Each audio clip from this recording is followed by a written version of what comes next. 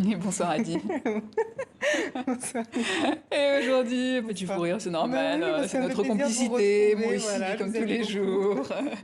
Vous allez nous parler aujourd'hui de la première maison achetée par Nelson Mandela, qui est devenue un hôtel, le Sanctuary Mandela, et il se trouve à Johannesburg. Oui, je vous en parle aujourd'hui parce que cette maison que Mandela a achetée était sa résidence préférée.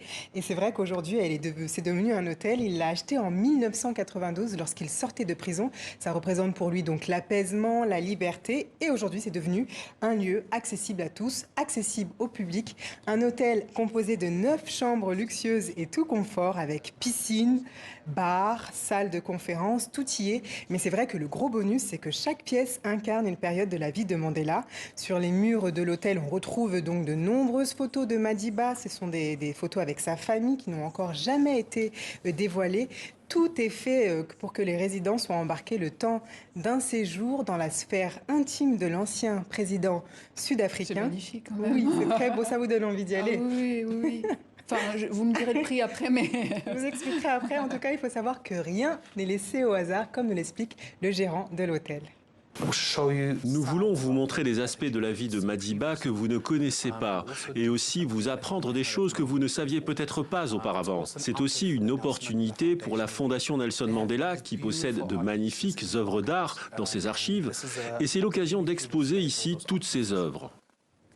Et comme dans tous les hôtels de luxe, il y a une suite présidentielle dans cet hôtel. Sauf que là, vraiment, Nydia, elle porte très bien son nom. C'est le cas de le dire, ouais. Parce que dans cette suite présidentielle, Mandela y a séjourné.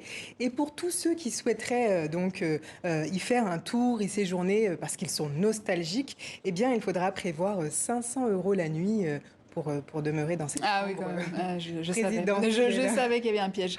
Autre originalité, c'est l'ancienne cuisinière personnelle de Mandela qui est la chef du restaurant de l'hôtel. Pas mal. Oui, elle s'appelle Xolizwa Ndoyiya et elle a cuisiné pour Mandela pendant 20 ans. Donc, Wow. c'est plus qu'une employée pour lui. Ils ont vraiment tissé des liens forts parce que Mandela adorait sa cuisine. Et c'est vrai qu'elle propose donc les meilleures spécialités, celles que Mandela adorait manger. Elle nous confie quelques secrets. Il aimait le sampin, plat à base de maïs séché, et les haricots, avec le ragoût de queue de bœuf. C'est ce qu'il aimait le plus, mais il aimait tout ce qu'on lui servait. On fait du poulet doux qu'il aimait aussi beaucoup, mais quand on lui servait du poulet, il le mangeait avec les doigts, pas avec une fourchette et un couteau. Il voulait juste manger avec ses doigts pour atteindre directement les os et vraiment goûter de ce poulet. Ça donne envie, ça aussi.